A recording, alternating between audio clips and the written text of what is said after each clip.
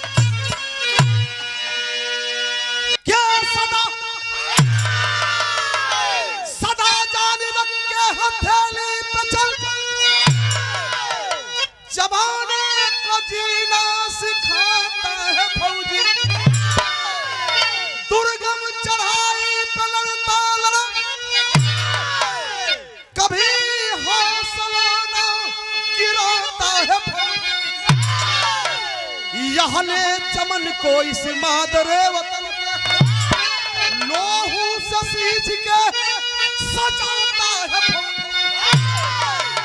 शीश से छलनी है छाती, तिरंगा को ऊंचा उठाता है फौजी।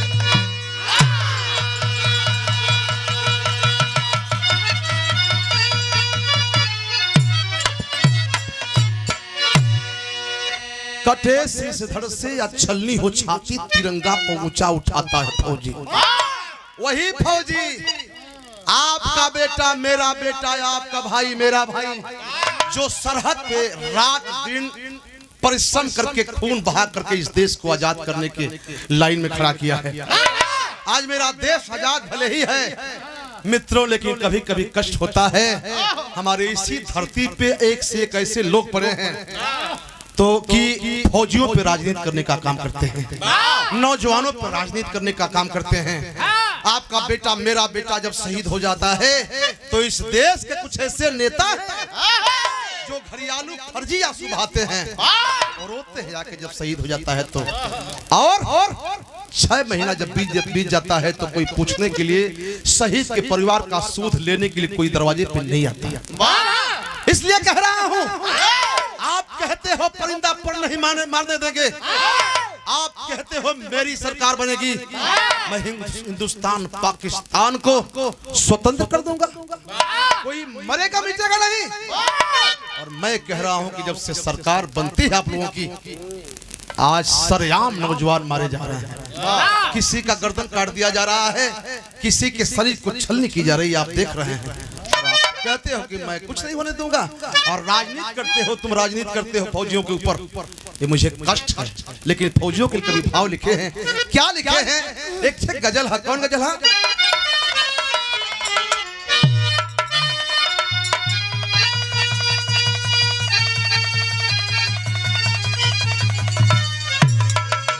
कि तू नाजे हुस्न है, तू नाजे हुस्न है, यहाँ तराम करो, तू अपनी मस्त जवानी हमारे, तू अपनी मस्त जवानी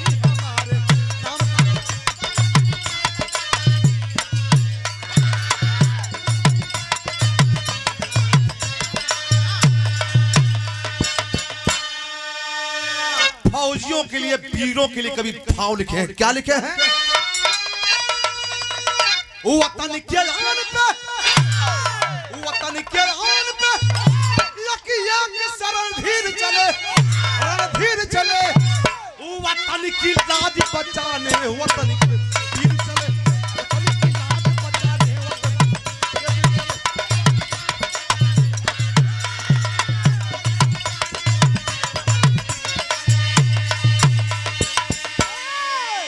शुरुआत बा कहानी के एकदम प्रेम प्रयोग आराम से सुनला के जरूरत बा। बिरहा समझ जेबो जा तो हमन के बिरहा गावल पड़ता में आ जाए।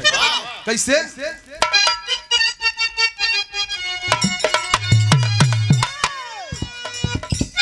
जनपद अलीगढ़ गांव मीरपुर जहां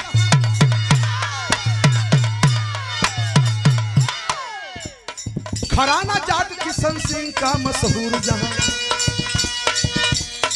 बेटा अर्जुन सिंह जो जंगी नौजवान बना, सन 62 में लड़के देश पर कुर्बान बना। शहीद बेटे की जब टोपी घर पे आई है, कलेजा फट गया रुकी नहीं रुलाया। बेटा अर्जुन का महिपाल सबका प्यारा था, बेटा अर्जुन का महिपाल सबका प्यारा था। मां के तारे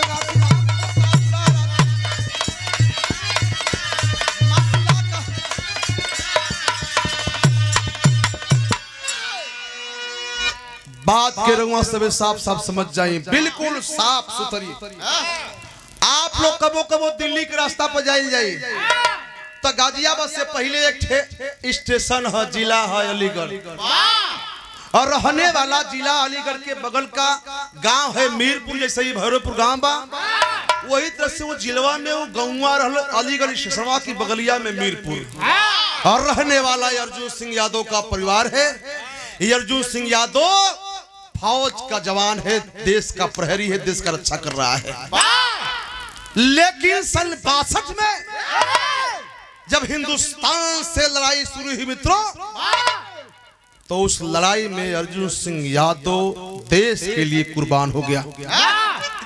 अब मेरी बात सुन लिया आप लोग। जब कुर्बान हुआ मित्रों, शहीद हो गया, तो लाश उस समय दरवाजे पे नहीं आती थी।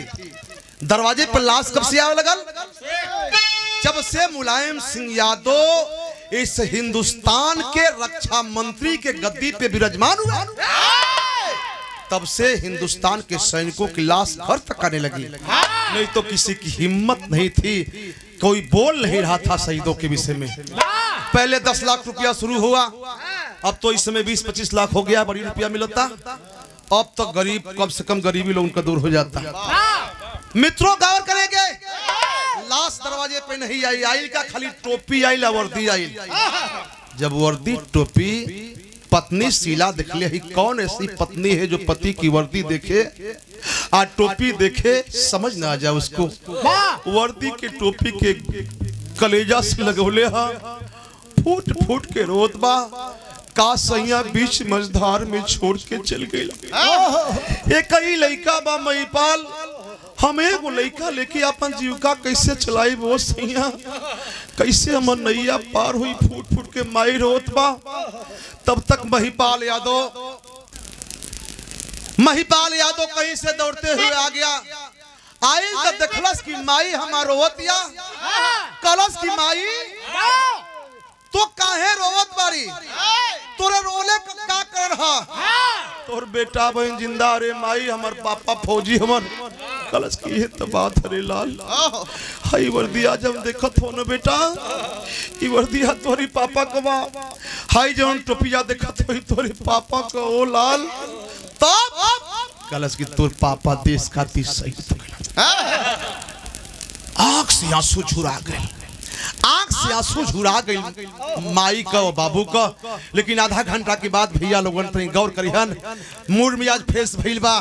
अंतिम संस्कार करने के बाद वो लड़का सोचलस कि अब इकलौता बेटा हम बटले बानी, माई के सहारा बने की जरूरी बा। किया क्या नौजवान हो महिपाल यादव, माई का इच्छा बा कि अपने बेटा के फौजी ना बनाई, अब बेटा का इच्छा बा कि बाप हमार फौजी रहल तो हम फौजी बना। बाप का बदला चुकाई आतंकवादियों से, वो कमीनन से। निश्चित रूप से उस समय लखनऊ में गया और पहले भर्ती होती थी, खुलेआम भर्ती। पहले कुछ चेक ना होके, शरीर वो ठीक ठाक रहे, भले आंख मेरे बाबू सब नहीं रहे, ठीक ठाक शरीर रहे, लोग भर्ती कर ले। आजकल का होता, आजकल नेहुरा के चेक करत तोरे गोरवा में कैसन बा, तोरे हथवा में तो कैसन बा, तोरे देहिया में कैसन बा। अगर दिक्कत भइला, पैसा नहीं हो दे तो दिक्कत बा। ये दशा आज का। नौजवान फौज में भर्ती हो गया और जब घरे आइल बा भैया लोगन, वर्दी चढ़ा के जब आइल बा तो माई देखलस वर्दी के चोथे लगा। कहलस के रे पगला, ये वर्दिया तोरे पापा का जनवा ले लिलस रे पगला, ये वर्दिया तोरे पापा तो क्या तो हम अधिकारी बनावे के रहली, काहे कैला ओ लाल, काहे कैला ऐसन। माँ को समझाता है और माँ को समझा करके जब सही किया तो माँ कहती है कि बेटा एक बात सुन लो, अगर तू फौजी बनी गई ले, तब फौजी बन गई ले तो अपने बाप का मान सम्मान, अपने देश का मान सम्मान बरकरार रखी है। चल दिया वह लड़का। अब जब चला है तो आतंकवादियों को एक बात कहती हुई चला कि माँ सुन लो, मैं तो जा रहा हूँ, लेकिन एक बात सुन लो। कहा क्या?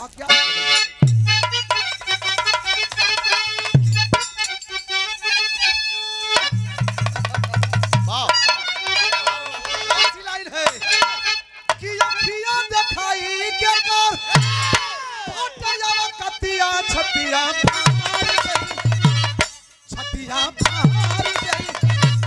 यही सरहद पे चढ़ी आई जियते कहल गई।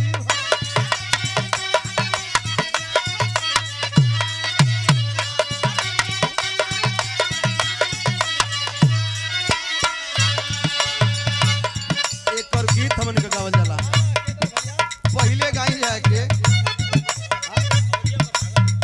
आवाज भागत भैया, अब छोड़त गाई जा कैसे ऐसन तोर माइक ना रहता। हेलो हेलो हेलो, देखा छोरे पकड़े ना। चलो तला गहनवा सैया, चलो तला गहनवा सैया, माने लगा बनवा घसिया गाढ़े, घसिया गाढ़े, घसिया गाढ़े दया बहिन नैहर में सयान होके, और हरी में सयान होके दा।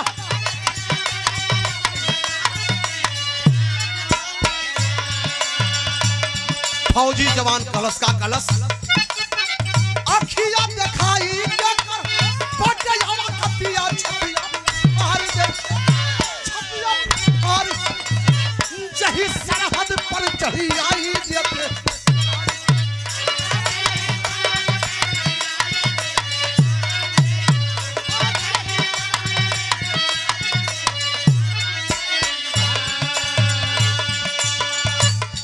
कहा हिंदुस्तान के मान और सम्मान के लिए मुझे गर्दन भी कटाना पड़ेगा तो कदम पीछे नहीं हटाऊंगा। चला नौजवान, ड्यूटी उसकी लग जाती है, ट्रेनिंग समाप्त हो गई, ड्यूटी लग गई। आज जब ड्यूटी लगल तो ड्यूटिया कहाँ लगल? वही पाकिस्तान हिंदुस्तान की बॉर्डर पर, जहाँ 300 फीट ऊंचाई है, पहाड़ है, वही पहाड़ पर ड्यूटी लग गई। ड्यूटी करने लगा, इतने मतलब में भइल का बीतल समहिया घर में बह गई सहरा।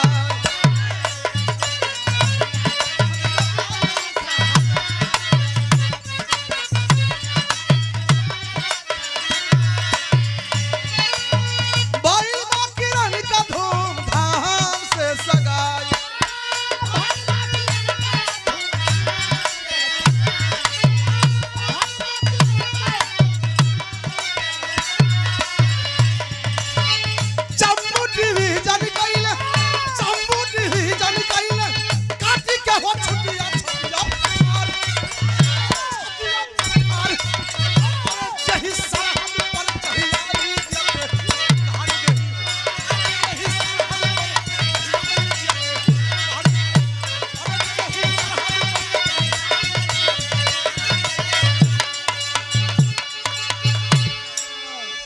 कहा हिंदुस्तान के मान सम्मान के लिए कुछ भी करना पड़ेगा, करूंगा।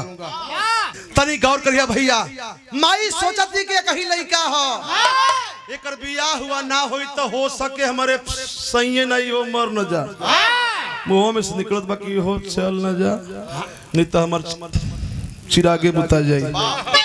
बड़े बेटवा का शादी तय करके माई अपने बेटा के चिट्ठी लिखलस, बेटा हो तुम्हार शादी तय कर दिले है। दिल में गुदगुदी बरतिया कि माई बड़ी जल्दीबाजी कर देहलस, लेकिन इहो खुशी बा कि कम से कम माई मत सदिया तो कर देहलस, तय कर देहलस। घर पे आया है, बारात सज धज के जब लेके चल बा मरवा में, दुल्हा जब मरवा में पहुंचल बा, सिंदूरदान का पारी आ गई तक कलश की मैं देखा नहीं दुल्हन को। आप लोगों से निवेदन है कि पहले मेरे दुल्हन को दिखा दीजिए। एक ही बार पल्लो है जो कहल जला है हो का कहल जला, सीधा सादा मनी कहीं जा बुझ नहीं पवल जला घूंघट तनी बतावल करो जा बारो झर गिल बाब का बताएं घूंघट उठौलस। आ जब घूंघट उठौलस मड़वा भक से बढ़ गए, बरल का बरल मड़वा ना बरल, जैसे लागत बाकी बक बक बक चेहरा ऊपर बरत है। दुल्हन को देख के गदगद हो गई कि कम से कम माई हमार घर मौजूदगी में हमार शादी बढ़िया तक कैलस। सिंदूरदान करता है, दुल्हन को घर पे लेके आया है मित्रों। 1 महीना का छुट्टी घरे बितौले है, वही 1 महीना की छुट्टी में कबो दिल्ली कबो मुंबई कबो कलकत्ता खूब हनीमून मनावता घूमता। इतने मतर में एक तैयारी हो गई, ड्यूटी गई लेकर समय नजदीक है और टैची में कपड़ा सहिहार के जब जाए लगल भैया, मेहरारू वही केवाड़ी की पल्ला तर खड़ा हो गई, सारी लपेटत अंगुरी से लपेटत जनते हो जब मर्द प्रदेश जाए लगे ना तब पुक्का फाड़ के मेहरू बर्दाश्त ना होला भाई, केहू का साथ छूटेला तो दिक्कत होइबे करी। और हो रही है फौजी कहा कि सुन लो तुम एक फौजी की बीबी हो और फौजी की बीबी कभी आंख से आंसू नहीं बहाती। मैं जा रहा हूँ ड्यूटी करने के लिए, हमारे माई को ख्याल करी है नहीं तो मार के तुम्हारे पुकट्ठा फोड़ दी। सुन ले हमारी माई को ख्याल करी है नहीं तो हम बता देते हैं। यही कहते हुए नौजवान चल दिया। आज जब चलल भैया ना ड्यूटी करने जब गया, वो 300 फीट ऊंचाई पर पहले दिन में ड्यूटी करल, फिर दोबारा आज जब ड्यूटी कैलस एक तूफान आया और वह तूफान इतना बड़ा तूफान आया, वही तूफान में मामला गड़बड़ा गया। बिरहात ने सब मोड़ लेता का गड़बड़ाई भाव कब लिखल का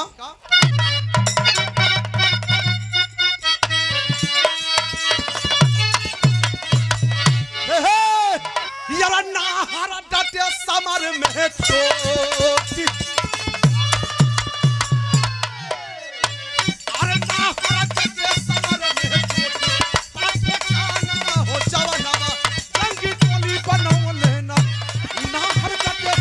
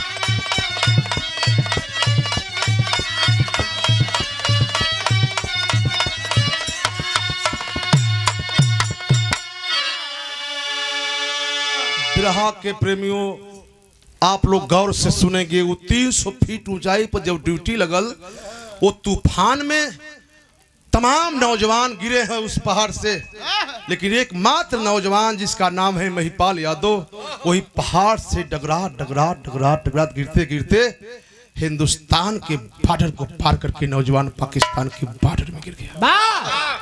और जब गिरा तो शरीर लहूलुहान, एकदम शरीर से खून बहत बा और बेहोशी हालत बार कुदरत का लीला।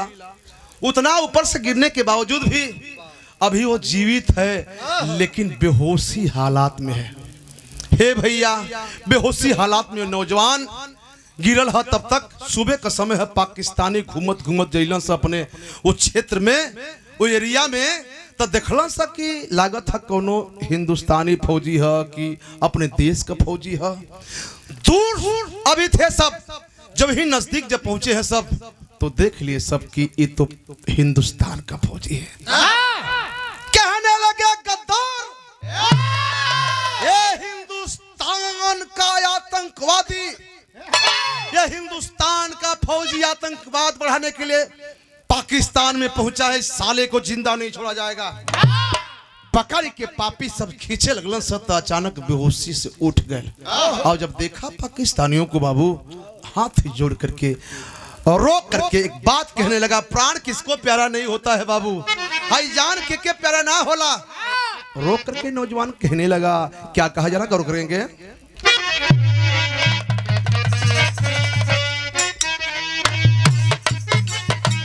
हेलो,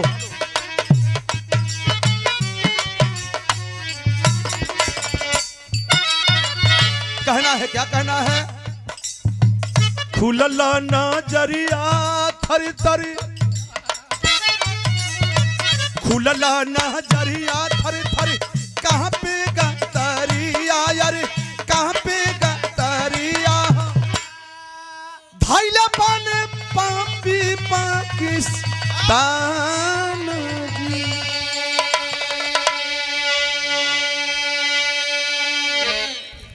कैले बने पापी मिल के बहुते सासतिया यार, बहुते सासा। मारी मारी कैले लहलू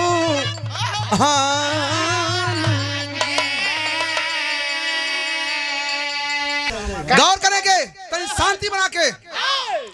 हिंदुस्तान का नौजवान रो रहा है लेकिन पाकिस्तान वाले कमीना मानते नहीं है। मारते मारते शरीर लहूलुहान कर दिए बाबू, शरीर लहूलुहान कर दिए। ये हर का बात हर छोड़ दा। इधर हिंदुस्तान के जितना नौजवान रहलन सब का सब बचल हम, लेकिन खोजाई केकर होत बा वो महिपाल यादव का। गया तो कहाँ गया। एक आदमी उसी में से बताया कि रे भैया नया नया पर बियाह भइल है, घरवा घरे भग गई हुई। आदेश हुआ, एक नौजवान चला है उसके घर पे, और जब चला है घर पे दरवाजे पर दुल्हन खड़ी है। अब बहन क दिन भइल बा हमारे सैया के गईले, सैया हमार लगा था कि हमरे बिना रह ना पाए हैं। लगत सैया आवत होनी दुआरी से, ताकत या टुकुर टुकुर, ताकत ताकत ताकत। तबले फौजी आ गए नजदीक। जब फौजी आयल तक कलश की व्यवस्था तो उहे बा, टोपिया उहे बा, वर्दिया उहे बा, के चेहरावा ना चिन्हत बा। तब तक जब ही पहुंचा वो फौजी कहा, भाभी नमस्ते। अरे बाप रे बाप, पहचान गया नई नवेली दुल्हन महिपाल यादव की पत्नी है। भाभी नमस्ते। एक बार मने दिल से बोलस, खुश रहे बाबू। अंदर चल गई। भाभी सुना सुना, भैया कहाँ वहाँ, भैया कहाँ वहाँ। तब तो वापस लौट दुल्हन। कलश भैया कहाँ, भैया आपका भैया तो ड्यूटी पे गई हूँ। का भाभी तो हम झूठ बोलत है, ड्यूटी भैया गई हूँ, यही घर में सुतौले हूँ, झूठ बोलबू, सेज पर सुतौले बारू। कहा नहीं बाबू तो कि विश्वास न होके तो चले घरवा में देख ला बाबू, तुम्हार भैया तो ड्यूटी पे गई हूँ। नहीं मानता है, फौजी घर में देख रहा है। जब मिला नहीं तो कहा वह नौजवान की भाभी सही बताना, नहीं आए। कलश की ना हो भैया ना आइल हो, हमार सैया गईलन तो कहाँ गईलन। सामने नौजवान फौजी खड़ा है और पत्नी रो रही है, माँ शीला रो रही है। रे पगला तो कैसे हम फौजी ना बनत रही कि कई कुल चिलाग हुए मर जाओगे रे लाल, तो कौन मेरे देख रेख को करेगा, मेरे बुढ़ाई का सहारा कौन होगा। आज तो हमके छोड़ के चल गई लाल। रोतिया माई, पत्नी रोतिया, कहतिया का कहतिया,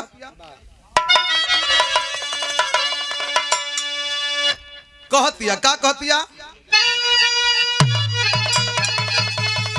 वही लाइन है, कौन सी लाइन है। सुन कैला राजाऊ हो, सुन कैला राजाऊ की कचौड़ी गलिया, सुन कैला राजाऊ यह मिर्जापुर के कैला जवन मा की भजनिया उ सारी दुनिया में नहीं जवन मजा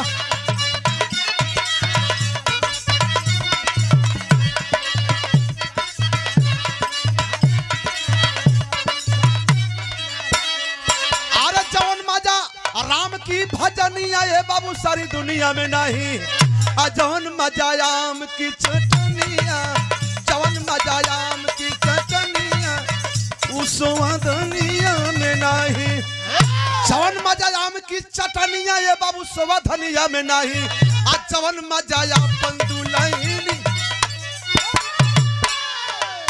जवन मजा अपन दुल्हनिया सबनिया में नहीं जवन मजा अपन दुल्हनिया की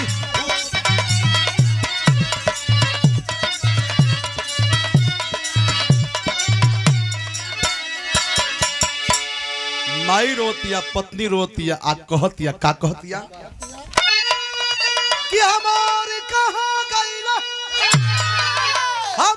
कहाँ गईला की अरे सजना हमार कहाँ गईला ए भैया सजना हमार कहाँ गईला मनी के कहीं के न कैला सजना हमार कहाँ गईला मनी के कहीं के न कैला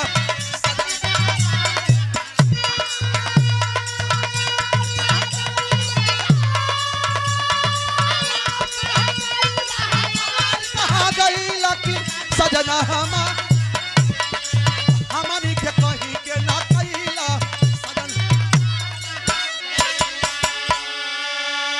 कहीं के ना कैला हो सैया लेकिन माई रोत्या कलेजा फाड़ फाड़ के माई का आंसुआ पोछ के बहु किरण देवी महिपाल का पत्नी कहते कि अम्मा आप चुप रह रो मत अब जवन लिखल रहल तवन होइल तोहार बेटा ये दुनिया में हवन ना होने के ना बता पाई हमार पति ये दुनिया में हवन ना हम एक ना बता पाई लेकिन एगो खुशी आपके हम बतावे चलत हैं माई की अखिया से आंसुआ बंद हो गई कौन खुशी बेटी कौन खुशी बतावे चलत है तब बताओलस का बताओलस ये बताओलस कोखिया निशान पाल्य कैली सब पूरा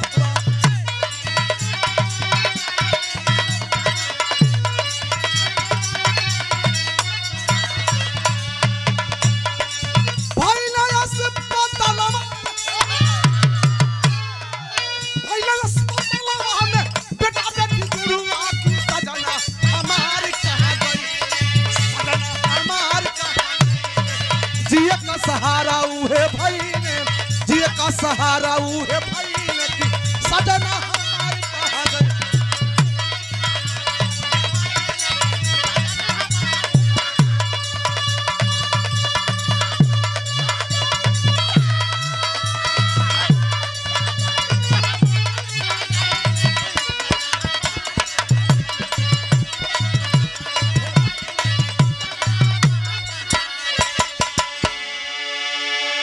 ए अम्मा हमार सैया जी घर में 1 महीना बीतल ना 1 महीना के अंतराल में हमरे पेट में उनका निशानी पलत बा माई के बड़ा खुश है माई तो इतना खुशी में है कि जो उनके हिसाबे ना एक तरफ गम है तो एक तरफ खुशी भी है अरे खुशी है बाती का कि हमारे बाबू का निशानी हमारे बहू के पेट में पलत गम है बाती का कि बेटा हमार नहीं खे दुनिया में लेकिन 2 महीना 4 महीना 8 महीना 9 महीना समय जब बीतत गए भैया लोगन और जब समय बीतत गए तो 9 महीना के बाद एक लड़का पैदा भइल केकर महिपाल यादव की पत्नी किरण यादव का ये कहीं लड़का पैदा ना भइल अरे एगो भइल तो 2 गो हो गइल माने एक ही बेर में जुड़वा बच्चा एगो लड़का भइला एगो 2 गो लड़का हो गेलन 100 फौजी महिपाल यादव का लेकिन अम्माई के बड़ा खुशी बा चौका बर्तन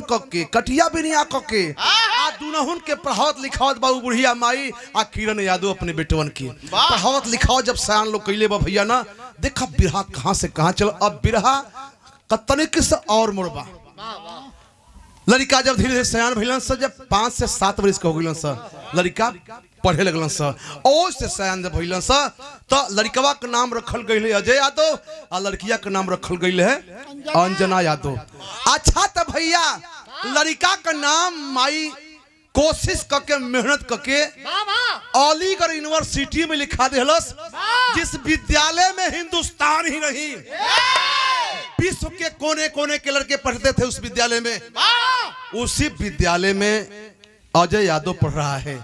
पढ़ाई के दरमियान हुआ क्या, जरा गौर करेंगे। भाव लिखे हैं कवि जी, तेरी हाँ।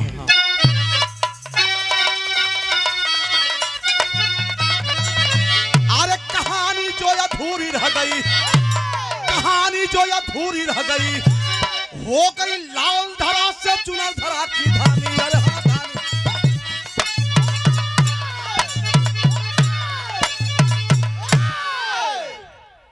गौर करेंगे हुआ क्या।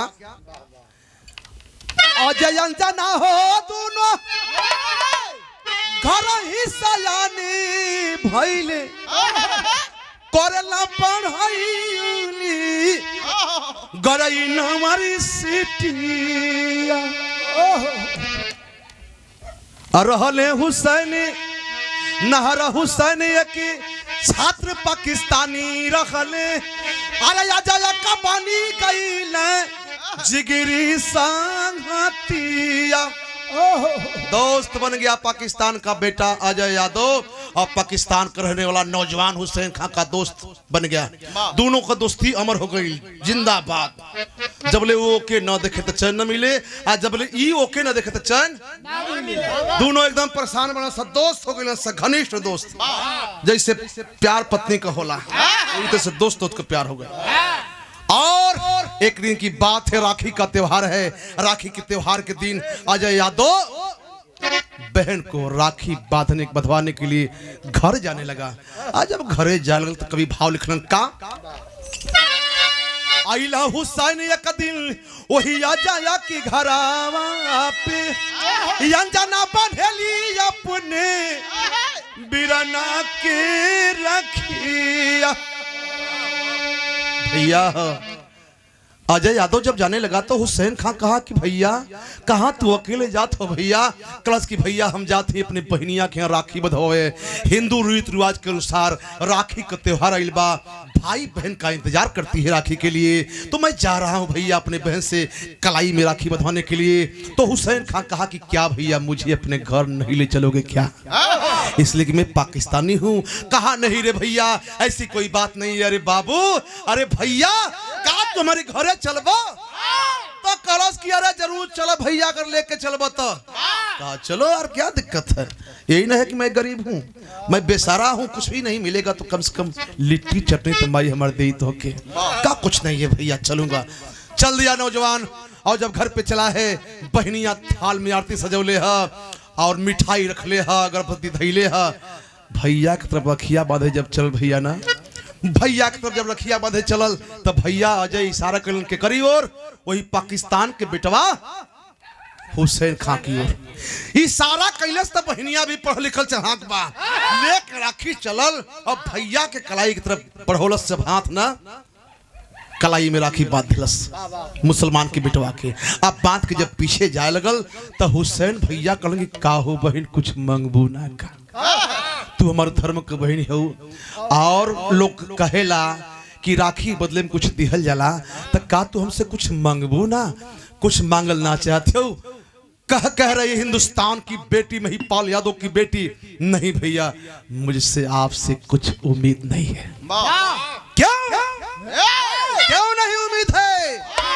इसलिए कि मैं मुसलमान हूँ। नहीं भैया नहीं, मुझे कुछ नहीं चाहिए। नहीं बहन कुछ मांग लो, 3 बार का कुछ मांग लो, बहन कुछ मांग लो। कलश कह रहे तू का देवे रे भैया, तुम का दोगे? तुम पाकिस्तान के रहने वाले गद्दार, तुम धर्म के भाई जरूर हो मान ली हो, लेकिन पाकिस्तान वाले गद्दार हुआ करते हैं और हिंदुस्तान के प्रति हमेशा नफरत बोने का काम करते हैं। और सुन लो, जब जब भी हिंदुस्तान के लोग सरहद की रखवाली करते हैं, आए दिन हमारे हिंदुस्तान के नौजवानों का गर्दन काटते हो तुम सब, इसलिए नफरत है, तुमसे नफरत है। नहीं चाहिए तुम्हारा वह नेक मुझे। कल बहन मांग ले कुछ, एक बात मत कर, कुछ मांग ले। कल हमके दे देबा, कल हाँ दे देबा, कहाँ दे दे। 3 वचन लिहलस दे देव दे देव दे देव। आज जब 3 वचन लिहलस तो माई टुकुर टुकुर ताकत हिया। अब बहनिया अपने धर्म की भैया से बोलत हिया देवा ना कलह देव। तब मांगते मांगते बहुत बड़ी चीज मांग दिलस। हे बिरहा का श्रोता भाई लोग काम मंगलस तनी गौर करिहन। एक लाइन गीत बा, ये गीत के मला भाई लोग नैया चलावत में गावेला। कैसे लोग गावेला?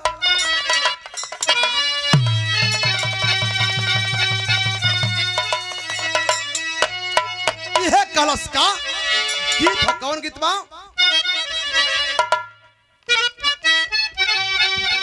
सुतल गंगियावा के जगावे भैया मला उठा हो गंगा जी। आ भैले भोरा भी नुसहरा उठा हो गंगा जी। आगे इस बार सुरती नुकसान करती है। सुरती आवत में बस हो गया। यही गीतिया के माता बहन लोग आवेला। कैसे गावेला लोग? किया जाए कदसिया ये बिहान तू वदसिया तिरसी के ना आई है हमारो बलमुआ तिरसी के ना। ए भैया हो बहन मंगलस। आप लोग सोचबा कि का मांग देलस? बड़ी ऊंची चीज मंगलस। का मंगलस?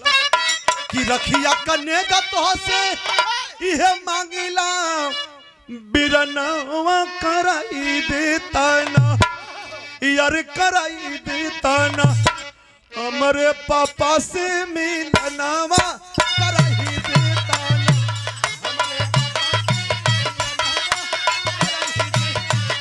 हमारे पापा से मिलन कराई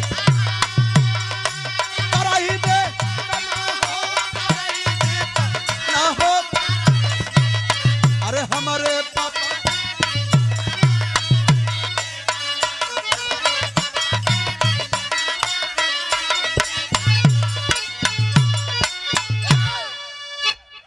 बहनिया कलश की अगर दिहले चाहत हो भैया, हे भैया अगर दिहले चाहत हो तन्ने की बदले में हमारी मम्मी से हमारी पापा का मुलाकात करा दो।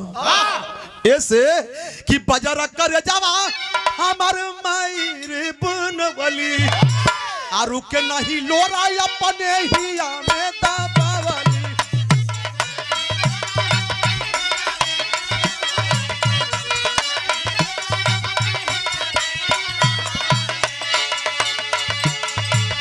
नहीं करहिया जगली रातों दिनवा कराई देता ना। अरे कराई देता ना।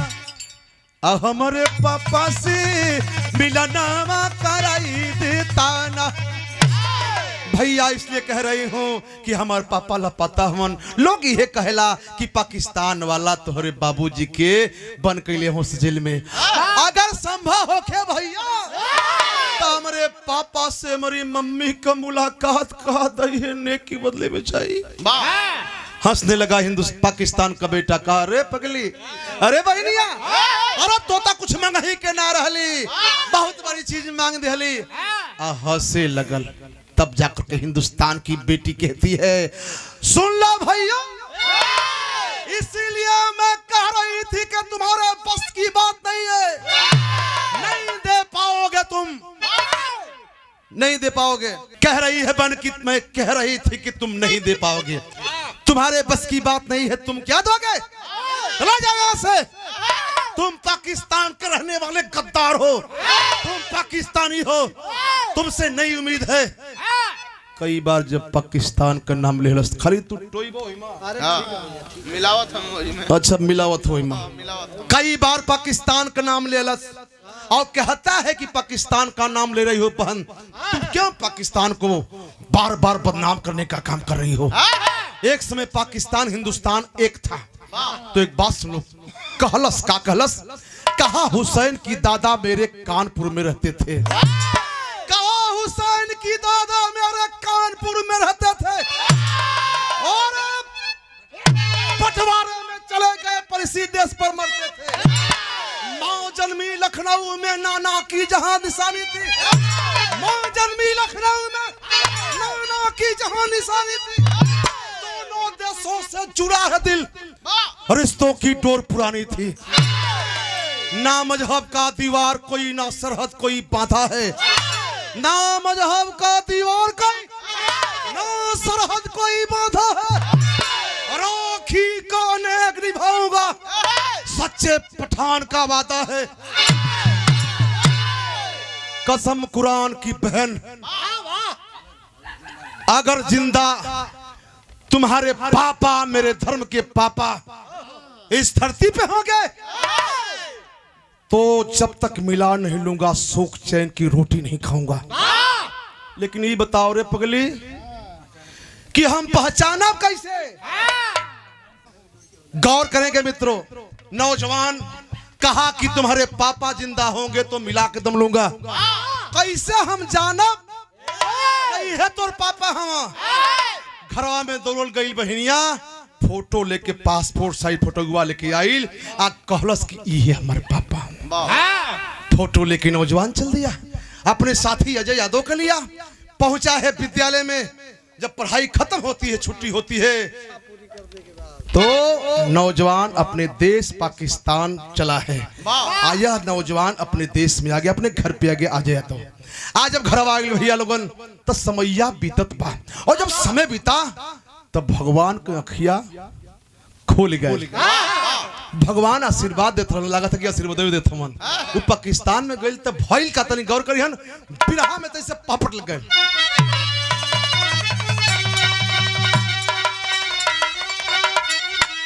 देश धर्म से बढ़ी क्या सच्ची यारी, बहरी दसवा में 5 से 7 मिनट बिरहा के एकदम ध्यान से सुनने की जरूरी बात। कहानी आप लोग समझ लेबा। बिरहा गावल परता में आ जाए, भले कितना ठंडा लगे का करिए। लिखलन कवि जी का, देश धर्म से बढ़ी का सच्ची यारी, बहरी दसवा में अजय हुसैन खा बने सैन्य अधिकारी, सच्ची दसवा में।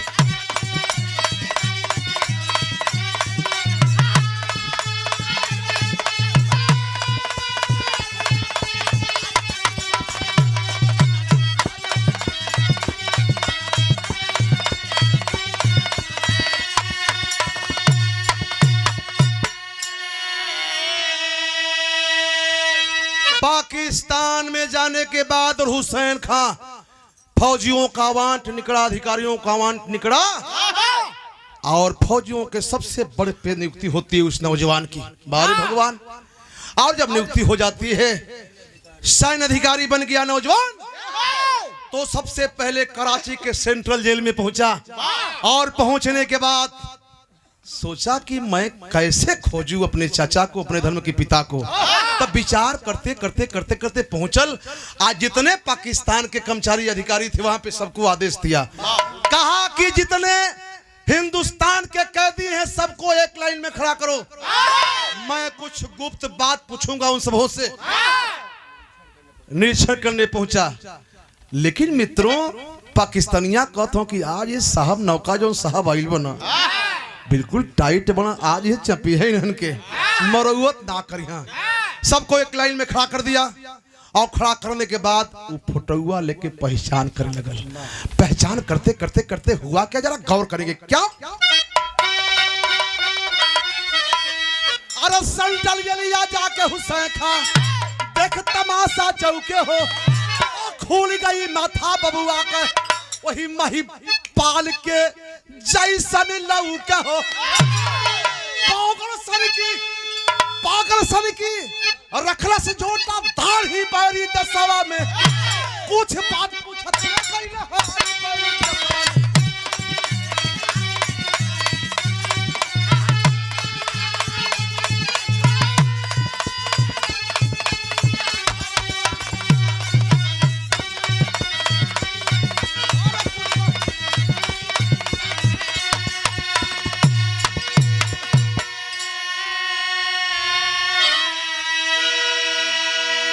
मिलान करते करते कैदी से मिलान हो ही जाती है। वो कैदी कौन है? वही हिंदुस्तान का बेटा महिपाल यादव। दाढ़ी बड़ी बड़ी दाढ़ी बढ़लवा, नाखून बढ़लवा। फोटो से मिलान करते करते उसके करीब पहुंचा, मिलान कर दिया, कुछ बातें नहीं कर रही। पूछा महिपाल हो? मुड़ी हिलोले हो महिपाल नहीं। कहा महिपाल हो, कहा मुड़ी हिला दे, बोल नहीं पाया। लेकिन कुछ दूर पे लेके चला है, खींच के साला बदतमीज कहीं का नाम नहीं बता रहा है। सोच लिया महिपाल आज मेरे जीवन का आखिरी है, मेरा नाम पुकार करके बुला रहा है। अब लग रहा है कि आज के दिन मेरा आखिरी है। ये नौजवान सोचते हुए आगे बढ़ रहा है।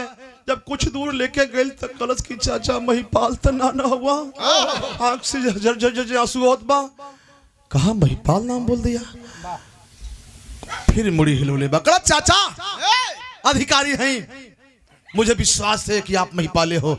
ना बतेबो चाचा ना तो तोहरे परिवार का परिचय बताए तो बतेबा ना।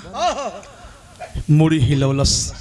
कहा तुम्हारे पापा धर्म के बाप आप हमारे हो। चाचा तोरे पत्नी का नाम किरण रहेगा। अरे साला तू कैसे मेरे परिवार का नाम जान गया। काला कि तू जब हिंदुस्तान से चाहे जब आई लो कही हम ना बता पाई, लेकिन अब जब वहीला चाचा ना तो तुहार दुई ठेलरी का क्या कहा। नौजवान जरा गौर करेंगे। बिरहा में बसोरिया ला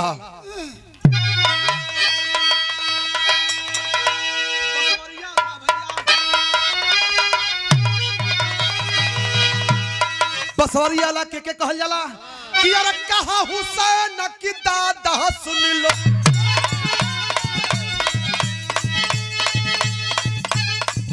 और दिल की मेरी सच्ची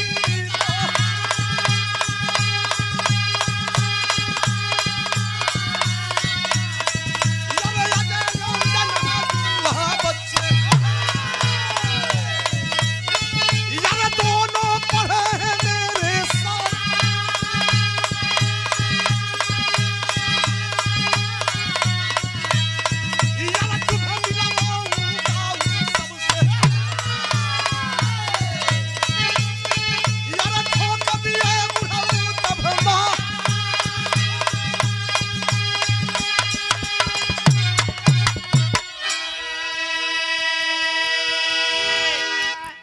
बिरहा में जाड़ा में पसीना न जा, वो बिरहा का कोई मतलब ना।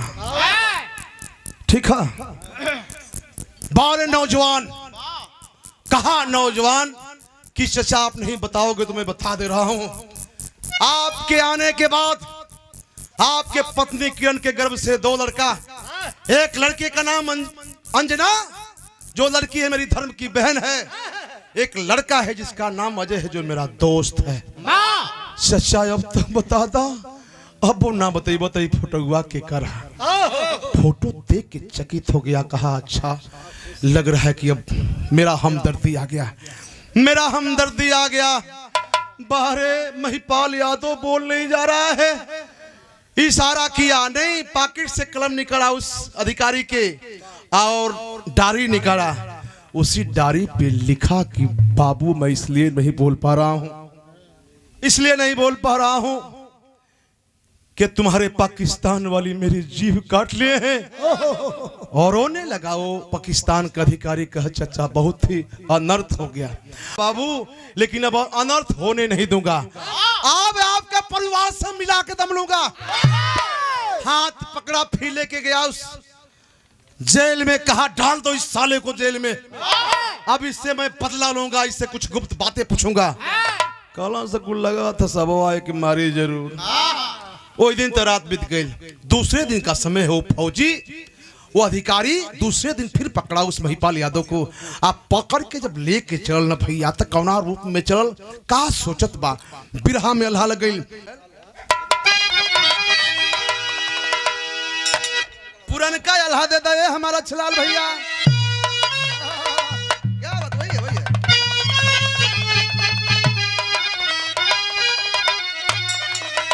और हमारा दी कसानी की वरी ए भैया यानी बाबा तन के ये कोरिया सरहद का बाटे होई मां।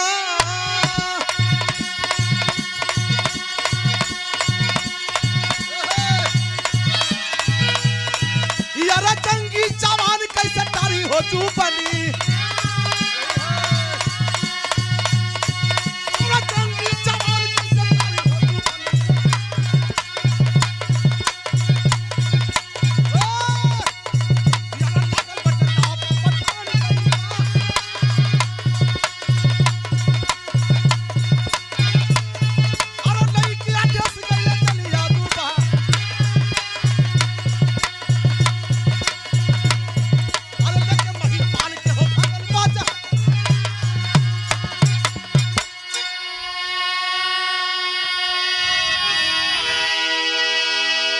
ले करके चल दिया महिपाल यादव को।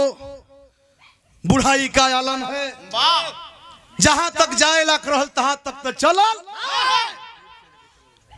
लेकिन जीप को छोड़ करके, जीप में बैठाया था, जीप को छोड़ करके जहां रास्ता नहीं है वहां पे पैदल ही चल दिया।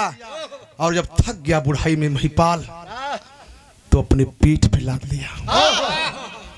पीठ पे लाद करके जब सरहद के करीब पहुंचा तो उस तरफ कूद करके इनको भी कुदाया। जो शाम का समय है, लुक झुक दीन करत था, जो कटैलवा तार बा, वही कटैलवा तार के पार करके जब वो पार भैल, धमाक से जब गिरल, आवाज जब धमाक से कैलस तो एक घटना हो गई। आवाज सुन करके हिंदुस्तान के जवान तैनात हो गए, तैनात हो गए सा। कौन है पाकिस्तान का अधिकारी, कौन है पाकिस्तान का आतंकवादी जो मेरे हिंदुस्तान में प्रवेश कर रहा, सलाम मिटा दूंगा दुनिया से। तान लिया एक फौजी जवान, लगा लिया निशाना। अंधेरी रात बा, लुक झुक दिन करत बा, चिरात नहीं खे, मरला ठाई ठाई ठाई। जब गोली लगल भैया, महिपाल यादव आह आह करके गिरा, हुसैन खां भी आह करके गिरा। सोच लिया वो गोली मारने वाला हिंदुस्तान का फौजी, कहीं मैं अपने देश के नौजवान को तो नहीं मार दिया, कहीं अपने फौजी को तो नहीं मार दिया, यही सोच रहा है। सोचा टार्च भर के देख लूं। तो जब ही टार्च मार करके उस फौजी को देखा, उस भाई को देखा, हुसैन खां को देखा, तो कहा रे ये तो हुसैन भैया तो नहीं है। आवाज दिया, कहा हुसैन भैया। हुसैन का आवाज दिया वह फौजी, तो हुसैन कहा कि अरे भैया, अजय भैया, गोली मारने वाला तो दूसरा नहीं था, उसी महिपाल का बेटा हुसैन खां का साथी यहाँ ये फौजी बन गया था, अजय यादव। कला अजय, कला हाँ भैया, कैसे तू यहाँ आ गई हो भैया? कला रे भैया, पहले हमारे विषय में मत पूछ, हाय जे के गोलियां मरले हो पहले इससे पूछ, इनके विषय में पूछ के ये क्या। कला भैया के वक्त ये तोर पापा हो, ये हमार पापा हमार। जिंदगी में अपने पापा के ना देख लीन, एक बार कलेजे से अपने पापा को लगा लिया, फूट फूट के रोने लगा। पापा मिलबो कैला तो ये स्थिति में मिला, मुझे भगवान माफ नहीं करेंगे। रो रहा है नौजवान, रो के क्या कहा, जरा गौर करेंगे। 2 मिनट गौर करें, क्या रो रहा है नौजवान? कह रहा है क्या कि देखा ले आ जाए जके, आरे देखा ले ओ भैया, देखा ले आ जाए जाके उहे कार चके जोरवाए भैया।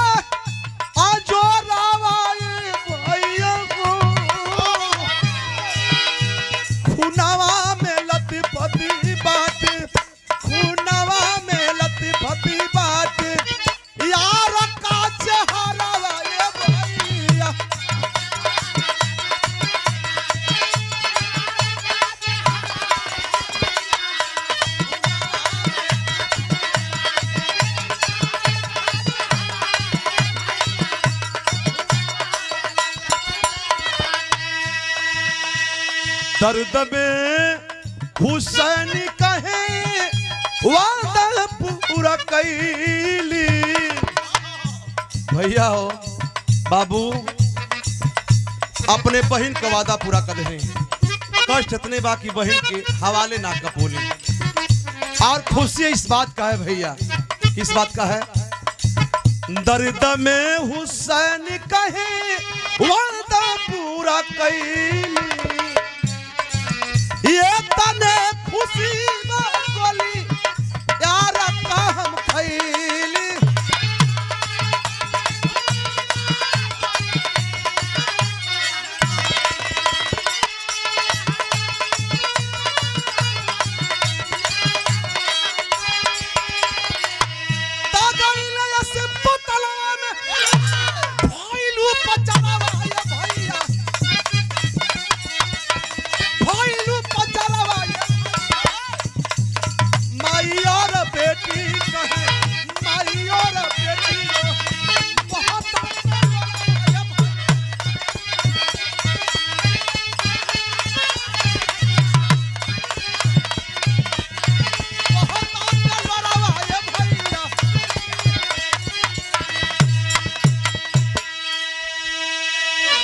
दो मिनट गौर करेगी, मेरी लाइन पे गौर करेगी। हमारे बिरहा का शीर्षक काहे पड़ल की शहीदी अस्त में पाकिस्तानी फौजी का नाम, ये है आप लोगों को बतावल चाहता नहीं। गौर करिए कैसे भैया हो।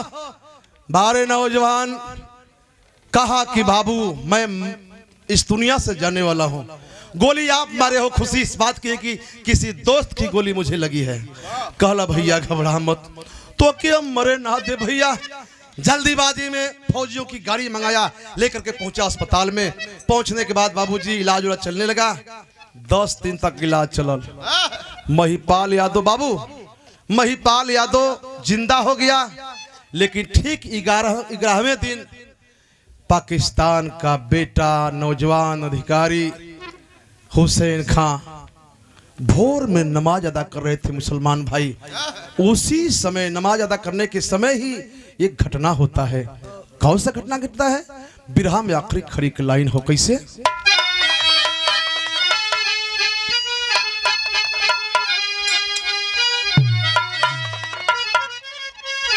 पता लगा, पता लगा।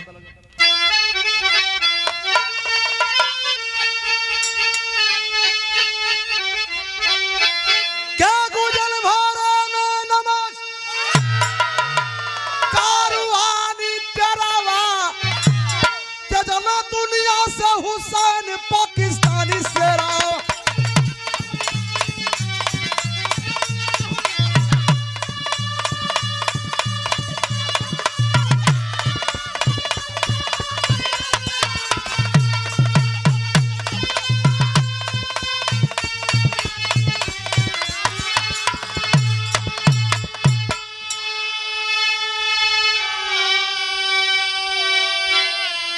धर्म का मतारी आज रो में छाती पीट के दुनिया को छोड़ के चल बसा। मित्रों, माँ रो रही है, बहन रो रही है और अपने बेटे को कोस रही है। पगला तू बड़े गद्दार हो, तुम्हारे सा गद्दार बेटा मुझे नहीं चाहिए, हट जाओ के सामने से।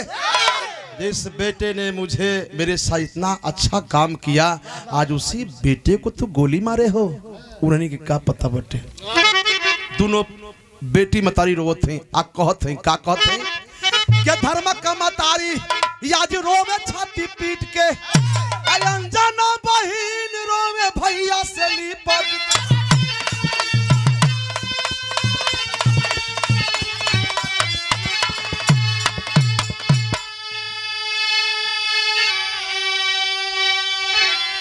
और कहा अजय यादव, जब मैं अपने दोस्त का नहीं हो पाया, मैं अपने माँ का नहीं हो पाया, मेरे साथ गद्दार आदमी इस दुनिया में कोई नहीं होगा। जीने का मुझे कोई अधिकार नहीं है, कोई हक नहीं है। इसलिए अपने आप को फैसला कर लिया अजय यादव। क्या फैसला किया?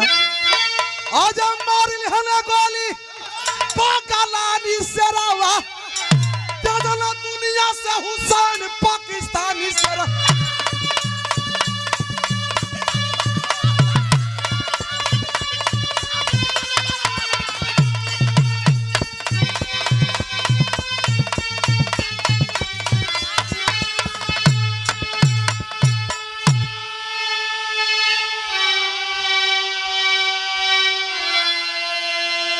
अजय यादव की लाश को हिंदुस्तान में दफना दी गई, बच गई लाश पाकिस्तान के अधिकारी की। हिंदुस्तान की सरकार आदेश करती है पाकिस्तान के सरकार को, ये ले जाओ अपनी लाश को, तुम्हारा अधिकारी मेरे देश में शहीद हुआ है, लेके चले जाओ लाश को। लेकिन पाकिस्तान के अधिकारी कहते हैं फेंक डालो ऐसा देशद्रोही को, नहीं है मेरे देश का नौजवान, नहीं है मेरे देश का अधिकारी, ऐसे कमीना को फेंक दो, उसकी लाश को चील कौवे खा डाले। 12 हिंदुस्तान के नौजवान, 12 हिंदुस्तान की सरकार नौजवान की लाश को अपने ही देश में दफनाने का काम लोग करते हैं। और सबसे प्रथम बार मुसलमान का, अगर मुसलमान के नौजवान की लाश को दफनाई गई, उस मुसलमान के बेटे का नाम है हुसैन खान। अपने इस बुक में जो हिंदुस्तान का स्तंभ होता है, बुक होता है, उस बुक में उस नौजवान की लाश, उस नौजवान के नाम को लिखा जाता है। शहीदी स्तंभ में पाकिस्तानी फौजी का अब तक लिखा है उस हुसैन खान का। इसलिए कहता हूं कि मित्रों कि हिंदुस्तान की आजादी के लिए हमारे देश के नौजवान पसीना बहाए, खून बहाए। ये नहीं है कि पाकिस्तानी सभी लोग आतंकवादी हैं, और वहां तो नौजवान रोता है, हमारे लोग रोते हैं आतंकवाद पर, लेकिन यह है साले की मानते नहीं है। आज यहाँ के राजनेता हिंदुस्तान और पाकिस्तान के नाम पर राजनीति कर रहे हैं। कहते हैं मैं परिंदा पर नहीं मारने दूंगा। पुलवामा हमला हुआ, आप कहते हो यहां सुई नहीं पहुंचेगी, पुलवामा बॉर्डर पर नहीं पहुंचेगी, लेकिन सुई पहुंचत कहां बा, नौजवान पहुंचत कहां बा, आतंकवादी कैसे पहुंचत हुआ सर। पुलवामा जो हमला भइल, RDX कितना पकड़ाई, बाप रे बाप, जहां सुई ना जात रहल उतना बड़ा। आप कहते हो कि मैं सुरक्षित रखता हूं अपने देश को, और हमारे देश के नौजवान मारे जाते हैं। आपका बेटा, यहीं का एक बेटा शहीद हो गया है, तमाम लोग शहीद हो गए हैं। इसलिए कहते हैं मित्रों, आपको हमको हिंदुस्तान की आजादी के लिए जो आजादी मिली है, ऐसी आजादी का जश्न में डूबने से पहले हमको सोचना होगा कि आखिर हमको आपको करना क्या है। नहीं तो ये नेता आज उसी स्थान पे पहुंचाने जा रहे हैं, देश को बोलने जा रहे हैं जिस स्थान पे पहले था। हम और आप एकता बना करके और अपने देश की आजादी के लिए लड़ाई नहीं लेंगे मित्रों, देश की सुरक्षा के लिए आजादी लड़ाई नहीं लेंगे, तो निश्चित रूप पर आप लोगों से बता दे रहा हूं कि संविधान खतरे में पड़ने जा रहा है। ये संविधान को बेचने जा रहे हैं सब। इन सबों से दूर रहने की जरूरत है। 5 किलोमीटर पर बिका जालो, देश बिकाते बा। इसलिए कहना है, क्या कहना है, गुरु बिहारी गुरु न मरियम हुए सड़क के पास,